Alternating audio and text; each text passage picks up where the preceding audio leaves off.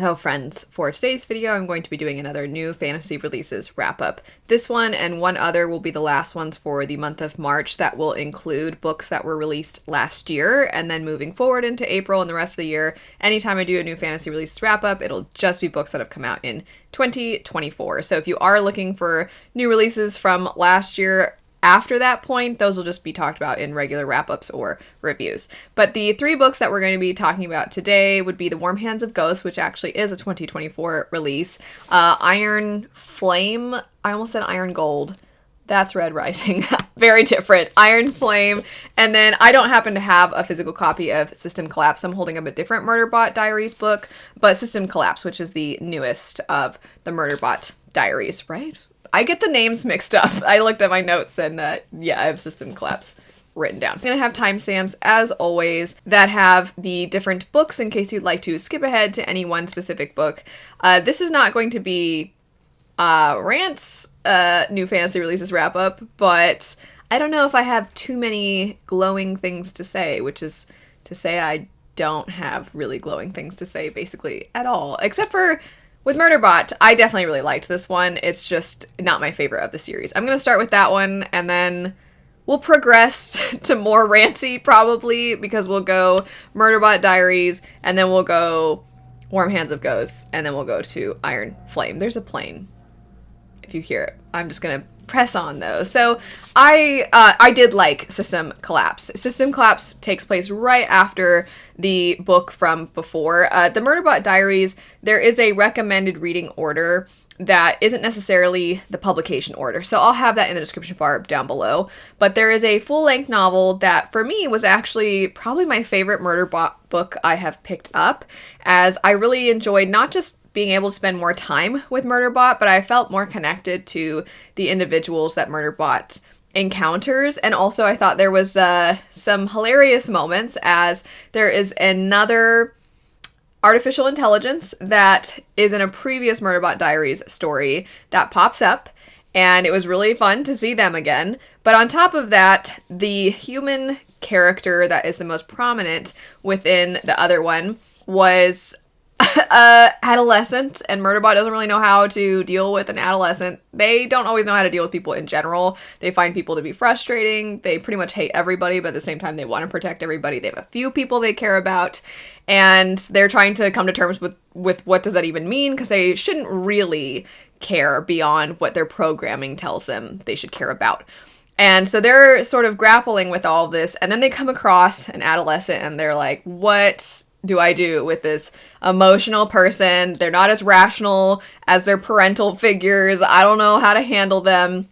What's really entertaining about that one is that Murderbot themselves, they also don't really know how to grapple with their emotions, and they sort of throw tantrums, and they don't see at all the parallel. So that was hilarious to me, and also just the group of people that Murderbot and the other AI are trying to rescue. I was really rooting for them. I'm like, come on, let's get there, let's do it, let's save the day.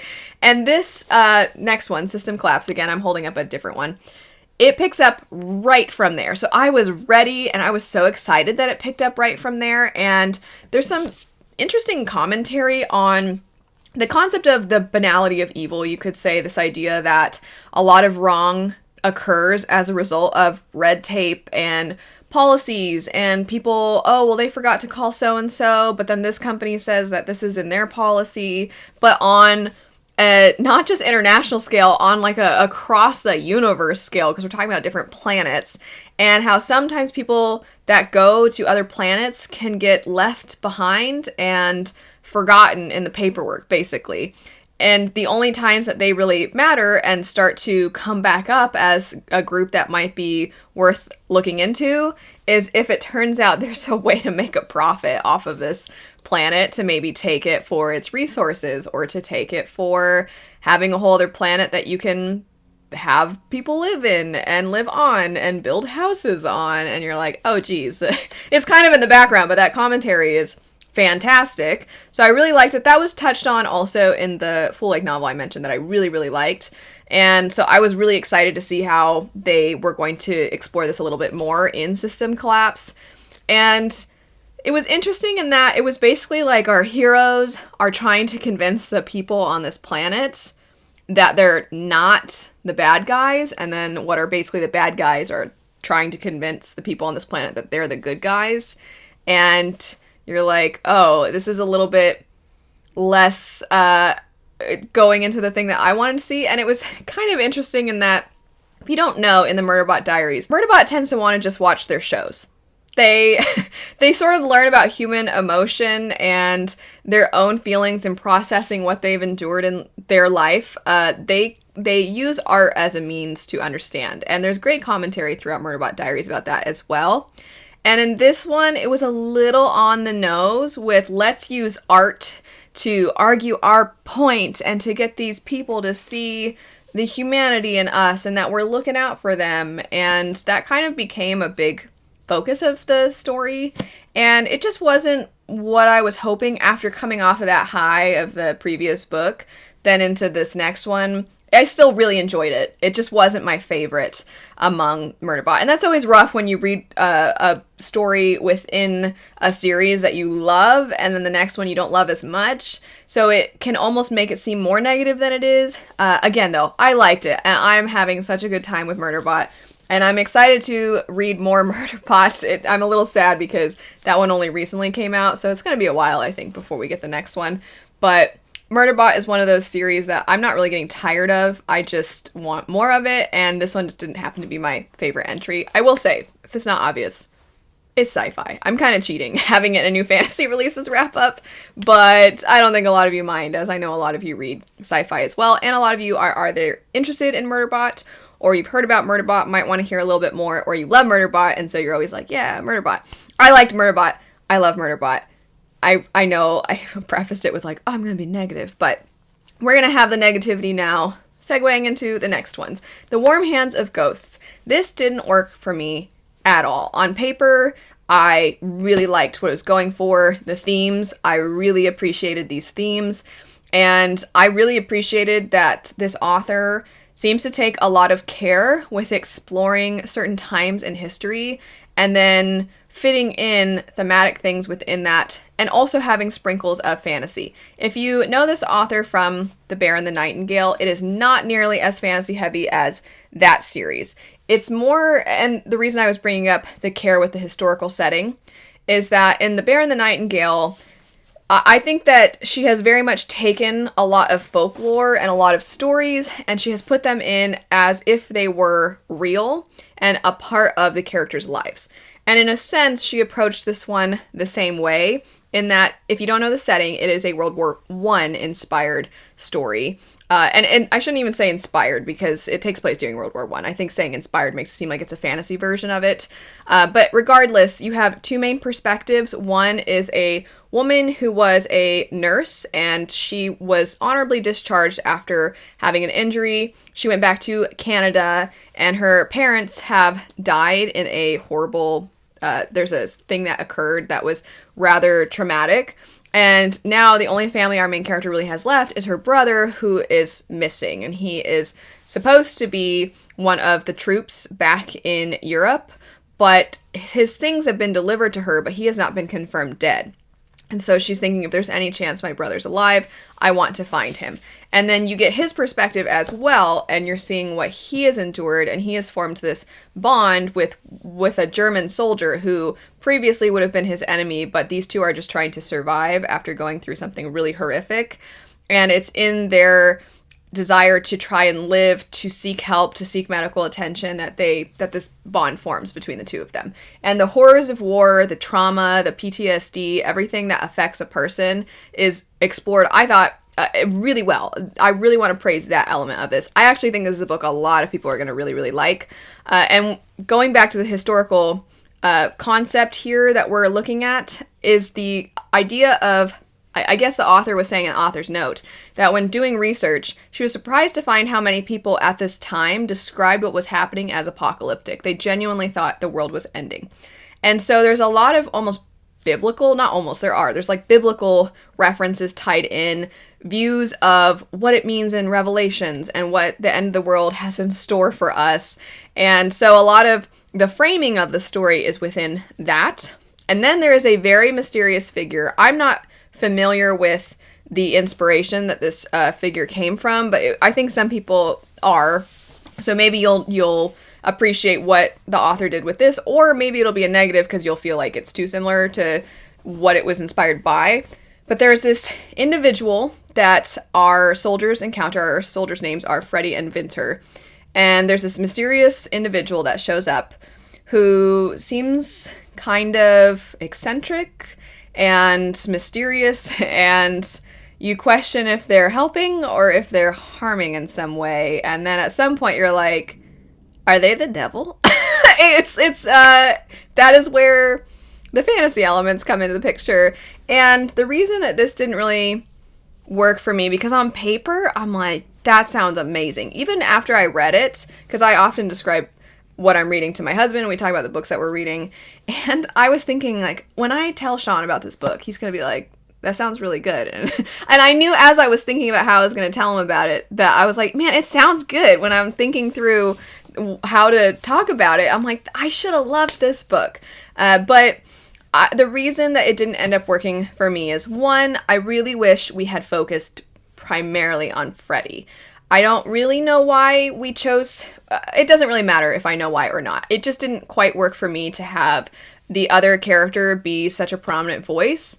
I didn't really care what was going on in their plotline as much. I didn't really care about them as much. I do want to compliment, the writing itself is very blunt and sort of without emotion and almost overly simplistic at times. And I think it is replicating what the characters are experiencing. It's almost like they have to shut off their emotions just trying to function day to day.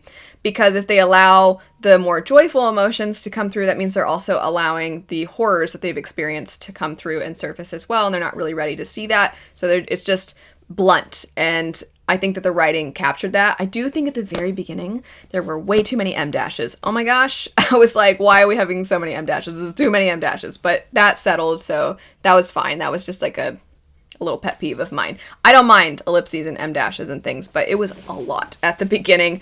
But regardless, I wish we'd had more of Freddie.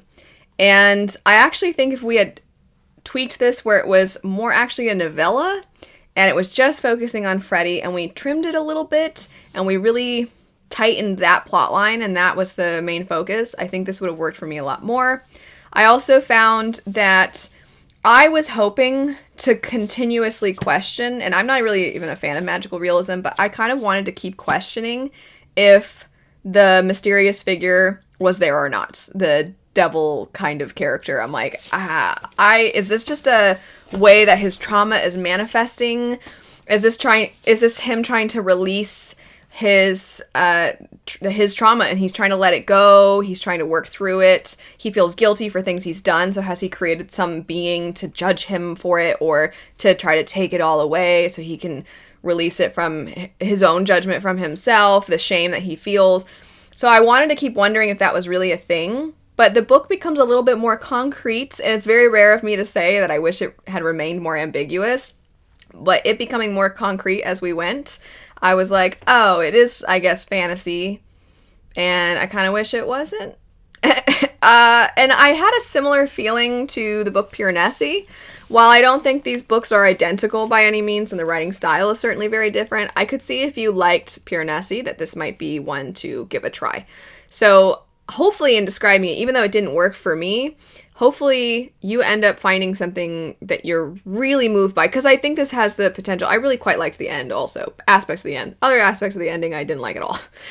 But I think that this can be very, very, very moving to a lot of people. I do think it was powerful, and I respect what the author was doing with it. It just didn't end up working for me. Last, we have Iron Flame. This is the sequel to Fourth Wing. I think most of you probably are aware of that. I did talk about this briefly in some end of the year style videos. I just never formally got to talk about it in a New Fantasy Releases wrap-up. So that's what we're doing.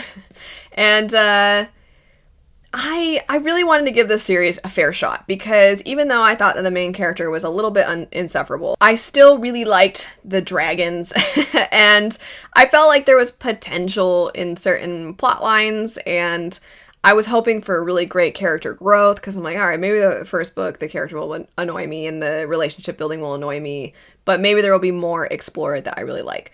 And the second book just kind of built upon most of the things that weren't for me from the first one, and it did this really, really obnoxious thing where a lot of us, in discussing what frustrates us about romances in our books and in fantasy, we've talked about before, hey, if the characters get together in the first one, you can let them be together and see how they now go beyond that initial will they, won't they, and how do they work as a team. That's actually an exciting idea to explore, because we see so rarely characters who do get together in the first book then go on to explore things, or characters that get married and then we pretty much never see them once they're married. And it's not that a lot of us are opposed to there being conflict that keeps the characters apart. What a lot of us don't like is when there is what feels like just so much unnecessary forced separation between the characters, and the characters having the most ridiculous reasons why basically they can't sleep together. That's really what it comes down to is, oh, well, I don't know, because of this thing that happened, now I feel like I can't, but I also still find you so hot, so like, we can hook up, but I don't love you anymore. Like that, oh my gosh. It's not compelling to me at all. It's not compelling to me at all. And so much of this book was along those lines where our main character, it's like, I could really just blow off some steam by, I won't say what I was going to say. But what I just said, some similar word choices. And anyway, so I'm like, she wants to just get down and dirty and have some fun and relieve some stress, and the guy is like, I can't unless you love me, and she's like, why does that matter? And he's like, it matters because I love you and I'm not gonna stop trying to gain your trust back. She's like, can we just bang please? And he's like, no.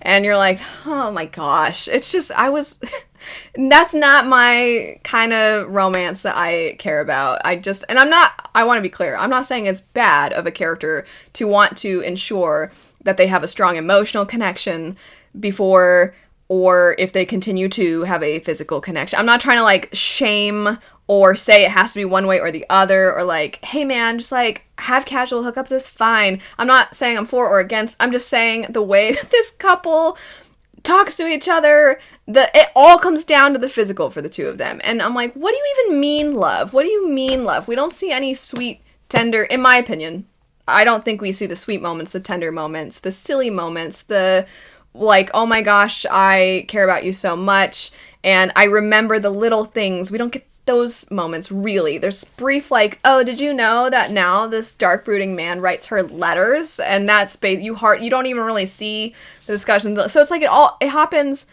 I guess you could say, on page, just pages we're not privy to, because you get very little actual. Every now and then there's like an epigraph where you see some of the letter writing, but not really. So I'm just like, I don't care about these characters and their dumb relationship. And then enter the other guy's ex, who's just such a dumb...